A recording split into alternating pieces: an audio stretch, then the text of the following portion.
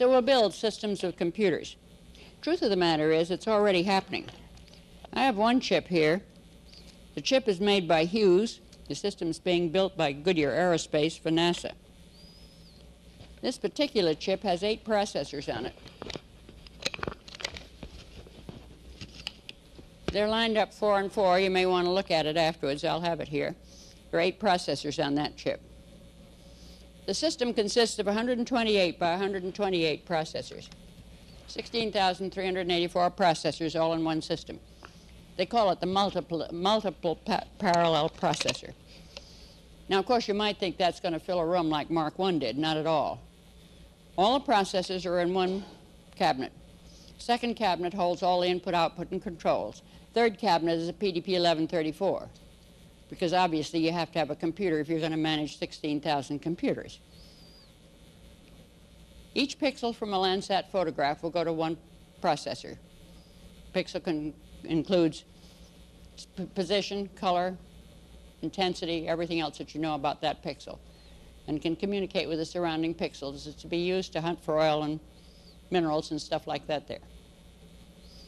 The other chip I have here is the first I've managed to get my hands on of the very large-scale integration. I have no doubt that there are more of them in some of our classified things in weapon systems, but this one's out in the open. 3 of these chips form the micro mainframe. 3 chips to form a mainframe computer. When you look at it, you'll find that the microprocessor is just one of the processors on this. It has built-in multi-programming, all the other fancy things. The micro mainframe. We're beginning to be able to build systems of computers. And the sooner we start doing it, the better we can respond to the need for rapid response and rapid development of things. Now, we're not going to get there overnight. We can't suddenly throw out all of our big dinosaurs and replace them with systems of computers. It'll have to be a step-by-step procedure. I'd like to show you something about how we can get at this sort of concept. This is my horrible example. It's a DOD system, not Army, Navy, Air Force, Marines, or Coast Guard, DOD. That's different.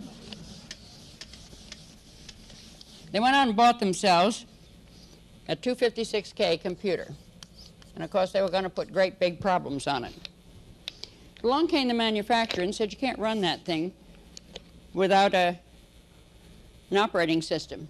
So they loaded in an operating system, of which 35K is resident at all times. The rest out on disk, you call it in when you need it. Well, they didn't want it to take naps or rest, so they said we better multi-program it. So in went a multi-programming system, of which 28K is resident at all times. Some of you may recognize which computer this is, but don't mention it out loud. It's a rather well-known one. Then they wanted to hang terminals on it so they could ask questions and put in programs, so they had to have time sharing. 35K plus 2K for each of 6 terminals, for a total of 47K for time sharing. Then they wanted communications. They wanted to talk telephone lines, so that was 10K, not too bad. Then they had to have security. So far, we are doing very, very badly on the score of security. We're doing a very poor job, not only in government, but in industry, at protecting valuable information and protecting against fraud and theft. I think mostly people forget how many reasons there are for security. First, of course, there's national security, but we'll leave that to you and the Department of Defense. There's company security, company confidential information that has to be protected. Do you realize there have already been cases where companies have listened to each other's microwave when they were bidding competitively on projects? That's not only not very nice, it's illegal. Then there's the question of personal security, personal information. You realize there have already been cases where people accessed personal information and used it to blackmail people? That is also illegal. And then there's fraud and theft. And regrettably, it's increasing. I lecture in the white collar and computer crime course down at the FBI Academy. I asked them if they had a message they wanted me to give people, and I've been spreading it all around the country. They said, please tell people if their system is broken, let us know. We've got to know what's happening. They showed me the case. A man in a bank, an officer of a bank, stole a large amount of money using the computer. He was discovered and he was fired.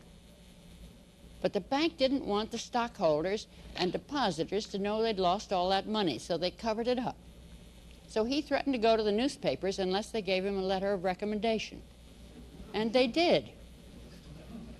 He went to a second bank. He stole a large amount of money. It was discovered, he was fired, and he blackmailed him for a letter of recommendation. It wasn't until he got to the third bank that it was reported to the FBI, as it should have been in the very beginning. The failure to report was very, very costly. They also showed me another case. We haven't been telling our youngsters that it is not funny to use other people's computer time and to erase other people's data. A youngster out in Kansas City broke the network of a software house that was providing services to other companies. He got tired of playing with it, so he sent a message through the network to the managers of the network. And he said, I have all of your access codes, and he listed them. I have all of your personal ID codes, and he listed them and who they belonged to. Then he said, I'll tell you how I did it, and I'll promise never to do it again if you'll give me a red Chevette equipped with a radio telephone and please fill it with gasoline. The FBI got him. Then there was the case, it was in the Washington, New York papers. Canada Cement Lafarge found that someone was not only using their computer but wiping out their data.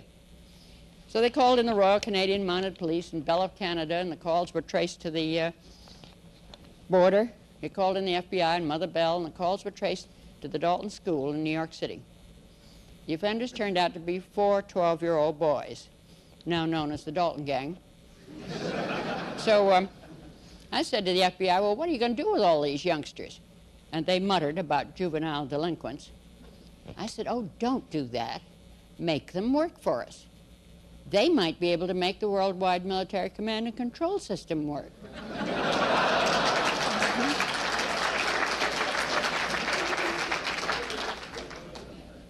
Certainly throughout industry, I have found major difficulties in security. I was tickled to pieces with a New England insurance company out in Portland, Maine. They looked at their data, and they said, hey, we've got 2 databases here, not one big one. All of this information deals with our policyholders. This information deals with how we run our company. We need 2 database machines, which have different classifications, so to speak. People are beginning to look at the data and how you're going to protect it. But so far, well, this system has been broken about every 2 weeks or so the security is still growing, 17K for security. Then we're all lemmings in this business. If anybody has something, we all have to have it. So, of course, they had to have a database management system. In went a database management system, 23K. For a total of 160K of overhead, pure overhead. That minor earthquake they had up in New England did not come from the Laurentian Fault. When my sainted Scots grandfather heard about this, he rolled over in his grave. 160K for overhead. I left them with 96K to put their programs in. But they couldn't run a 96K program because they were multi-programming, so they had to have at least 3 partitions in there. Programmers are limited to 32K per program, and ain't that ducky. You buy a 256K computer, you can write a 32K program. Have you looked at your overhead lately? Let's get rid of it. Let's start building a system of computers. Let's put in one microcomputer and have it handle all internal consoles and security, another one and have it handle all external consoles and security. Now I've begun to protect my system. This is my operating system. If I can access your operating system, I'll break your system. If you want to know how to do it, I'll tell you too afterwards. Now I put micros out front. A terminal calls in. The micro asks for the ID of the person operating the terminal. You give it. The micro breaks the connection and calls back the terminal on which that ID is legal. Now why go through a callback procedure? Look at those kids calling in. They got the telephone number of Canada Cement Lafarge. They called in. The microcomputer asked for an ID. You give an ID. Now it's either you either borrowed, stolen, copied, or bought someone's ID, and all those have already occurred. You give it. Micro breaks the connection. It'll never call back the illegal terminal. And short of piggybacking or an actual wiring within the building, you don't get over that. It has another advantage in that either the micro or the mainframe can change the number of the terminal number, so that you may know your access number, but you do not know the number assigned to your terminal because it may have been changed 2 minutes ago. And it's a fairly good way. I wish more of the banks were using it, the callback procedure, because it's much easier to keep people out of a system to begin with than it is to get them out after they've gotten in. Now let's put a third micro in and have it handle the database. Database manager. That concept has a long and interesting history and is a good example of the way we do not accept new ideas. It was first proposed by Bell Labs in 1972, and they showed that a back-end computer went faster and cost less to manage the data. Nobody paid any attention. In 1974, they published a paper, Back-End Computer for Database Management. I can't believe people read it. Nobody did anything about it. Usually we listen to Bell Labs. 1977, the Army, working with Kansas State University in Cullinane, put a back-end computer for database management. Showed it went faster and cost less, but even they're not doing it. 3 years ago at the National Computer Conference at Anaheim, they showed the first of the database machines, a machine built to do database management. It's not a computer, it doesn't compute, except to count one once in a while, a database manager. People didn't pay attention. Finally, this year, 10 years after we first latched onto the idea, the Navy's putting a database machine in at Point Mugu. And I have a paper here by Frank Malabarba, Database Machines, It's About Time. I can't understand why it's taken us so long to realize that a better specialized machine to handle database was always going to go faster than a general purpose machine. Plus the fact that the minute you go to database machines, you can have more than one database. And in a Navy installation, we could have one database which was highly classified and another one which was open. And it means that more than one computer can access the database. So the concept of database machine is very much at the heart of building the systems of computers of the future and the concept of multiple databases. And that was why I was so happy with that New England insurance company that recognized that right in front of them there was clearly two separate databases, one for the insured and one for their own company. And if we look at our data, we'll find in most cases that it does break down pretty clearly. After all, there was never any reason why we put inventory and payroll on the same computer. The only reason we did was because we only had one computer. Now we've got to overcome that concept and realize those can be on separate computers. And of course, the minute we get to systems of computers, we don't go down anymore, which is another important point. Now I can put 3 more computers in here, 4, 5, and 6, to run those 3 problems that I wanted to run. They'll run in parallel instead of sequentially under multi-programming. And today they can be 64K micro instead of 32K. Next week, of course, they'll be 256K or something. I can put another micro in so they can all talk to each other. It'll cost me less than 1/3 what the big system did. So the sooner I move to systems of computers, the faster I'm going to go, the better security I'll have, and the less it'll cost me. All good reasons for moving toward systems of computers. But it won't happen overnight. Only recently have we persuaded our admiral to send out the order to all of the Nordacs. Identify the first system you're going to pull off and put on a separate computer. Maybe by the time our big mainframes are about to pass out, we will have begun to get our things into a system of computers. It means looking ahead. It means planning ahead. And it's going to take us the next 5 to 10 years to get there. And it's awfully hard to get somebody to do it on their watch when the payoff will not come this year. But we've got to begin to look ahead and plan for the systems of computers of the future.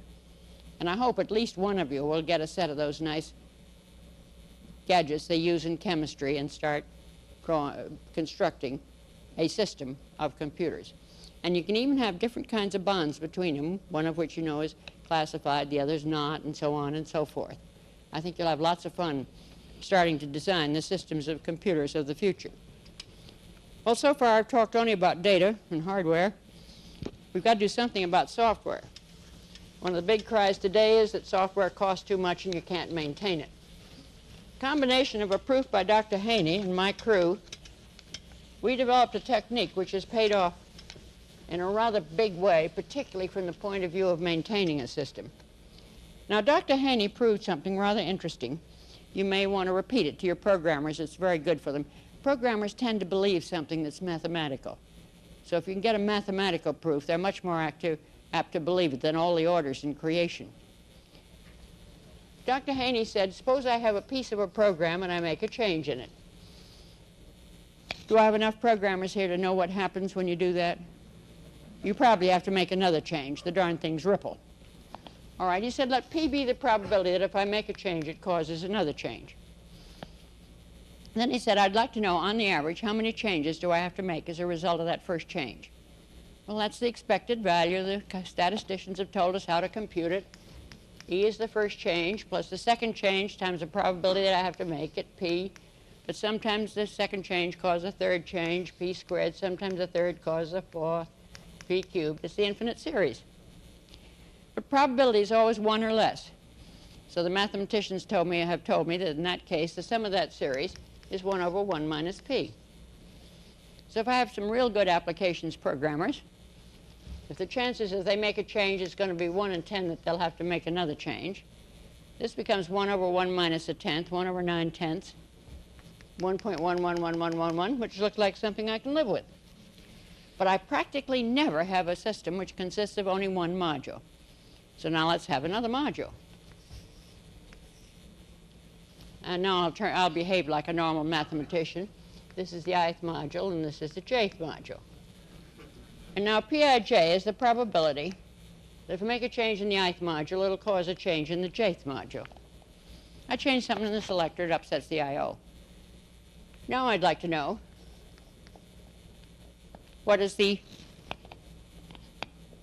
how many changes do I expect to make as a result of that first change? Now, incidentally, we've run into that more than once. I've known cases where they made one change, it caused 30 changes, that caused about 500 changes, and at that point they decided they better throw it away and start over again. In this case, Dr. Haney's proof shows that in this case, the expected value turns out to be 1 over 1 minus NP, where P is the probability that a change in one module will cause a change in another one, and N's the number of modules. Now let N, suppose I have 100 modules in this system. It's an operating system or a database management system or a great big application. And now I have systems programmers, who are much better, of course, than applications programmers. So now the probability that they make a change it's going to cause another change is 1 in 100. How many changes will I expect to make as a result of that first change? This should be a minus sign, I'm sorry. 1 over 1 minus 100 times 100th is 1, which is 1 over 0, which is infinity, and the system will not stabilize. We've been awful close to that point. You can probably all remember cases where we changed something in the I.O. and a week later the whole system blew up, and you didn't know where it started from. Is there an answer to it? And the answer is yes, there is. That is to make all of the Pij's 0. Well, what's that mean? It means you write the system in independent modules. Modules such they have one entrance point and one exit point. And no module ever accesses the interior of any other module. Never touches it. And the way you exchange data between the modules is through a series of interfaces. This module puts something down, another module picks it up. I asked my crew to build me a COBOL compiler for the 8K ruggedized Nova. Of course, everybody knew you couldn't do that, but they did. I asked them to build it entirely in independent modules, and they developed a technique which I found extremely useful, and so did they. They had a microcomputer. They kept all of the modules on the microcomputer as a file. So anytime anybody wanted to look at one of the independent modules, he could call it up and look at it. They also kept a file of the interfaces. By the number of the interface, the contents of the interface, and who was in charge of the interface, followed by a list of the other modules and who was in charge of it. So if anybody wanted to change an interface, he could immediately find out who he had to check with before he could change that interface. And they didn't have that awful case if you change something over here and it blows up over here next week. They had the modules themselves and the interfaces completely under control. They were in the microcomputer, and at any given moment, any one of them could look at them. And one second class petty officer, 2 third class, and 1 seaman in 4 months' time built a COBOL compiler. That's normally 2 years. They did a magnificent job. And part of it, I think, was the fact that they had the file of the modules and the interfaces to work with. Also, when they were transferred and a new group came in, the documentation was complete for them to add to it, to change it, because any module could be pulled out without affecting any other module. All you had to check were those interfaces. And there was a complete record of those interfaces. So maybe there's something we can think about toward easier building of systems of software and of managing not only the software development itself, but also the maintenance. Well, it finally got to be 1966, and I got a letter from the Chief of Naval Personnel. And the first paragraph said, "You have completed 23 years in the reserves, which is more than 20. And I knew that. The second paragraph was also aimed right at me. It said, "You have attained age 60. I knew that, too. The third paragraph said, "Here are the blanks. Please apply for retirement." So I did. And I was officially placed on the Naval Reserve retired list with the rank of commander on the 31st of December, 1966, the saddest day of my life. I left out one thing. Going back to that course I had from the War College, the second review I was to make review the cost of not doing something.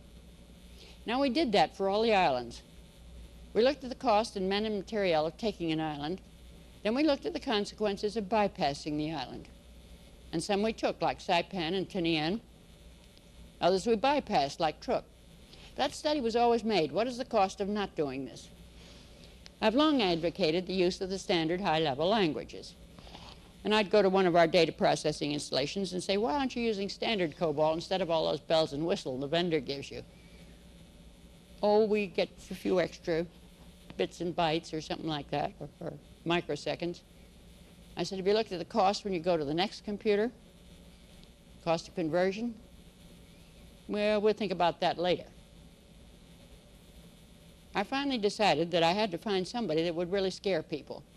So I looked around Washington to see which agency really did scare people. And I decided it was the General Accounting Office. That's because they come and look at everything you're doing and then go tell Congress about it. So I went over to GAO and said, "Do you realize how much it's costing us not to use the standard high-level languages?" And they said no. They made a year-long study. The answer they came up with was rather interesting. They said that between that time and 1985, about 8,500 of the general management computers in the total federal inventory would be replaced. And furthermore, that the cost of conversion was running $450 million a year. $450 million a year down the drain simply because we had failed to implement the standards. Money we could have had for all the things we wanted to do, and far outweighed anything we saved by using the special bells and whistles that any vendor gave us. That was a case where most people totally failed to look at the cost of not doing something. They'd tell me that, oh, well, they couldn't possibly enforce the standards this year. They'd have to get new forms. They'd have to beat all the programmers over the head. They'd do the standards bit next year. And they wouldn't look at the cost of not using the standards. So that review goes right up along with the all possible enemy actions, the cost of not carrying out the action. Well, finally, they retired me on 31 December, 66. Thanks to our highly automated pension system, I got my first pension check on the 1st of April. 2 weeks later, I got a call from the Pentagon, "Come down to Washington, we want to talk to you." So I came a-running, as I always do when the Navy sends for me. I had to wait in Mr. Ream's outer office. There were 2 captains there. Naturally, since I was only a commander, I spoke to them very pleasantly and respectfully. However, inadvertently, I managed to tell those 2 men, "My, aren't the captains young nowadays?"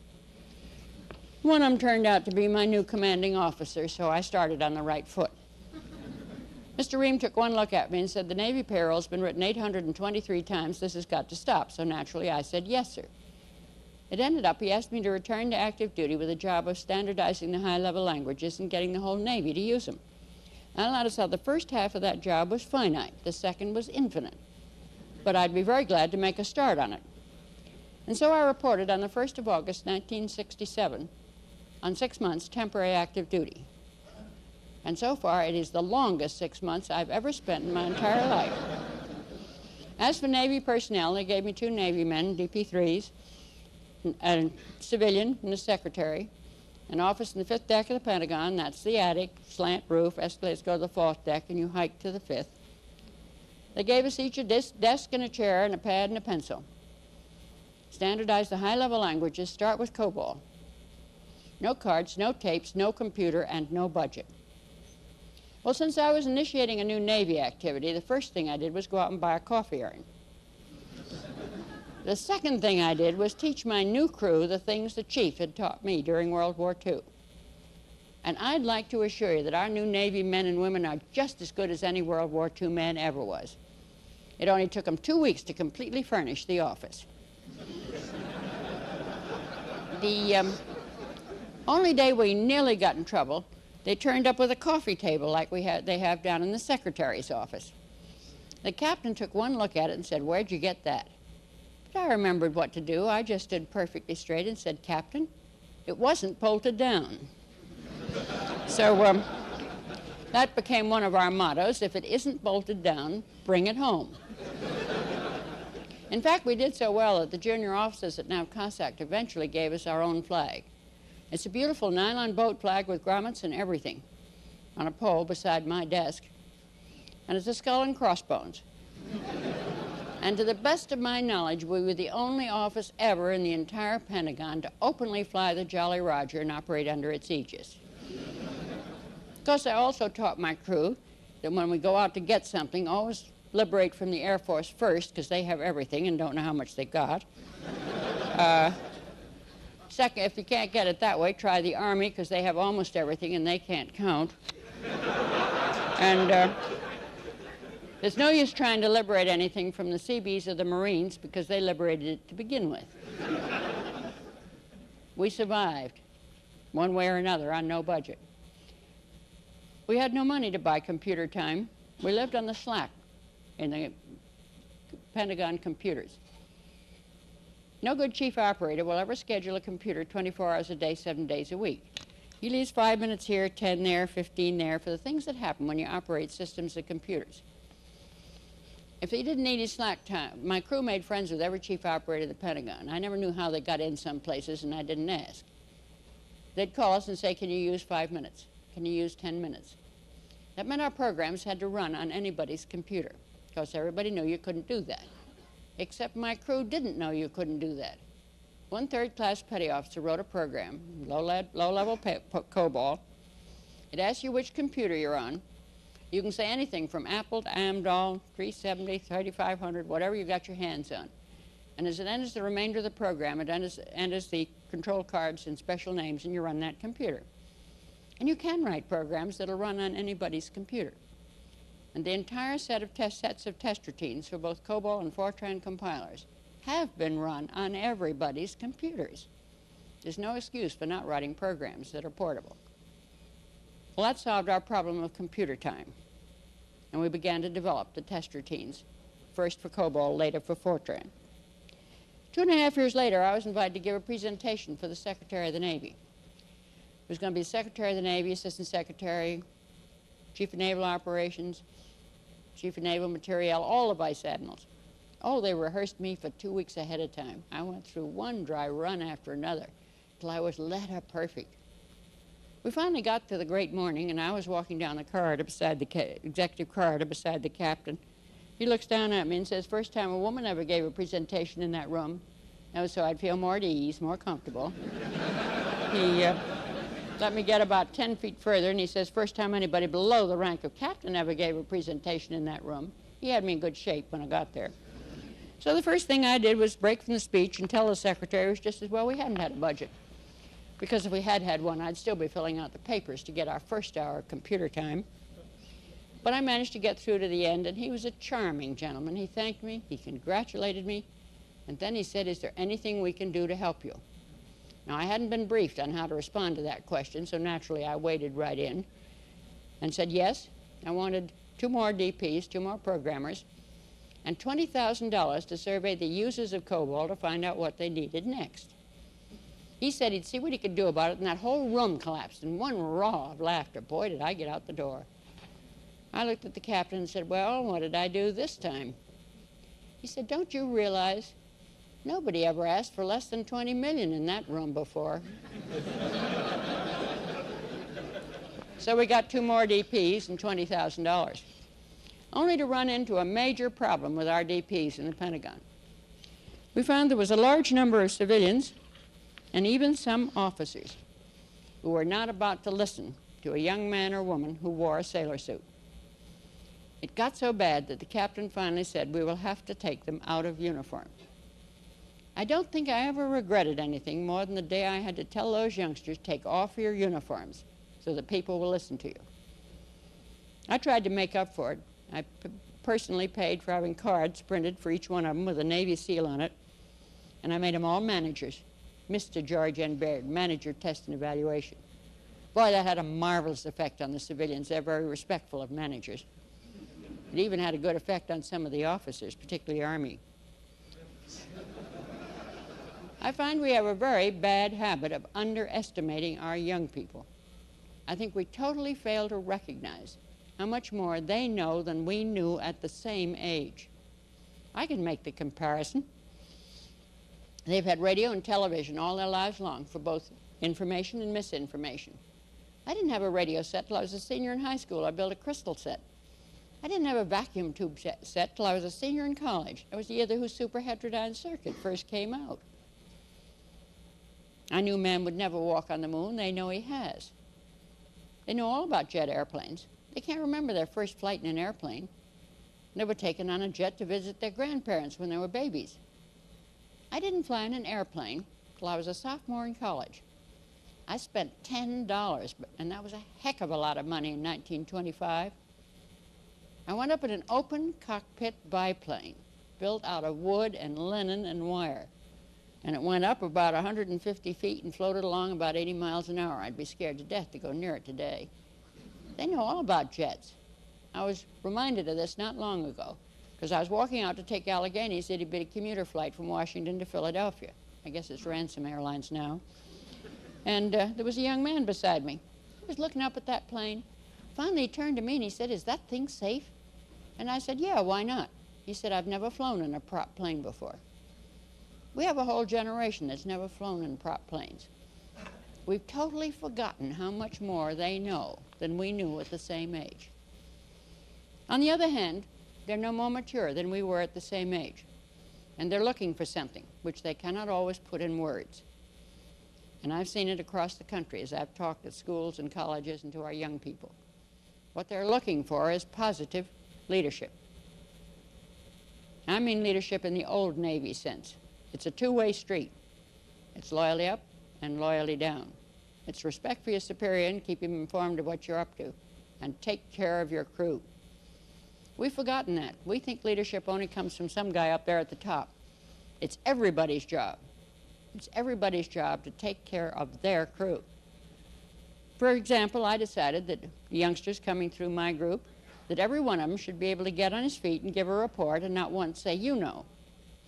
So I put a little square box on their desk with a slot in it, and if they said, you know, during a report, they had to put a quarter in. Now, we didn't take the quarters, but it tied up their capital. And you'd be surprised how fast they learned not to say, you know.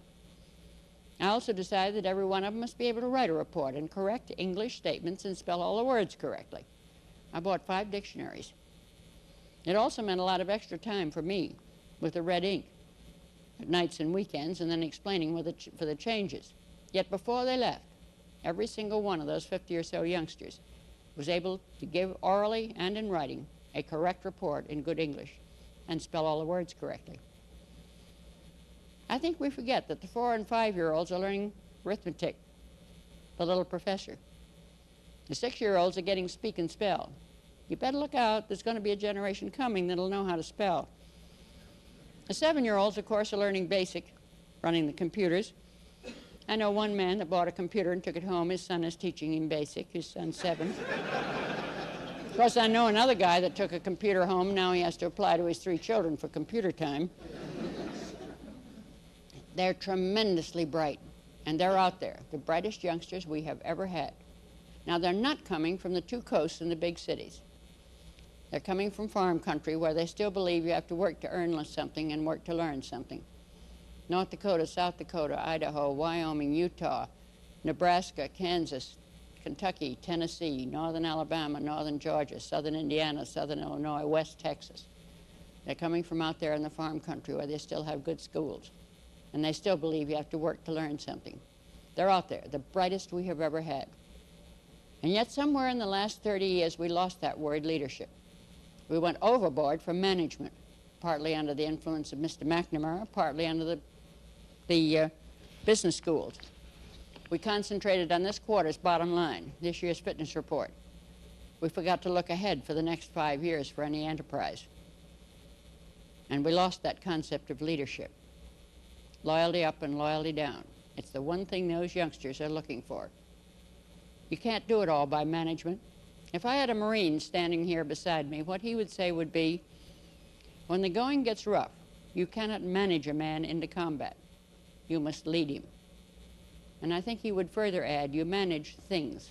You lead people. We need to bring that back very badly, not only in the armed forces, but in all of government, throughout business and industry. It's the one thing that those youngsters are really looking for. Good, positive leadership. Well, eventually, the test routines were successful. The order went out which said all compilers brought into the inventory of the Department of Defense should be tested. You Navy shall set up a compiler testing service, which was done, and we started testing all Fortran and COBOL compilers for the Department of Defense. That left the rest of the federal government to worry about. National Bureau of Standards came and got a copy of our programs. We were glad to share them until 2 weeks later. Our programs had been printing out at the top of every page of every report, U.S. Navy compiler test. I found them loose in Washington, and they were printing out NBS compiler test, and boy, was I mad. They came around and wanted a new updated set of the programs, and I said I wouldn't give them one.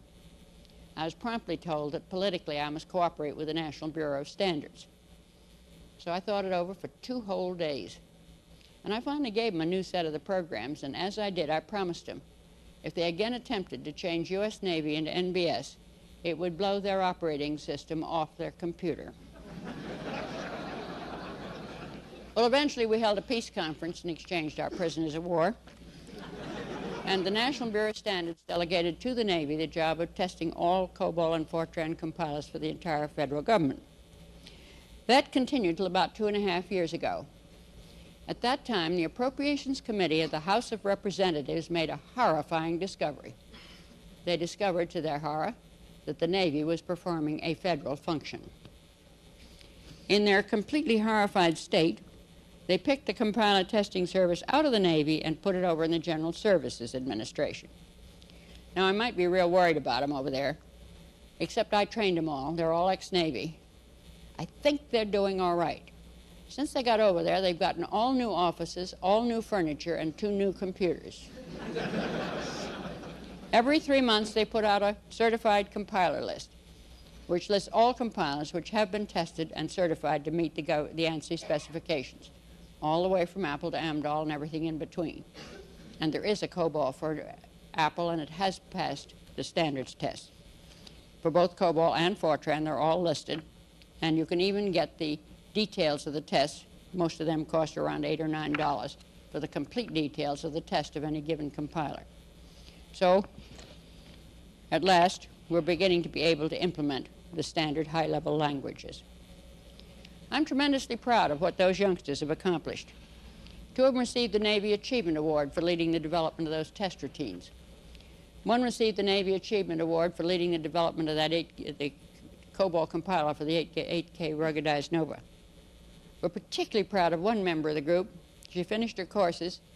She was a 2nd-class petty officer, so we shipped her off to OCS. She's now in a cruise missile installation in Germany, a lieutenant, and she has just been selected to attend the Naval Postgraduate School. For myself, I've probably spent the busiest, most exciting, most challenging, and most interesting 15 years I've ever spent in my entire life, and I've loved every single minute of it. I've also received most of the honors that are given to anyone in the computer industry. Each time I've received one, I've thanked him, and then I've told him something I'd like to repeat to you. I have already received the highest award I will ever receive, no matter how long I live, no matter how many more jobs I may have. And that has been the privilege and the responsibility of serving very proudly in the United States Navy. Thank you all, and don't forget to get a nanosecond.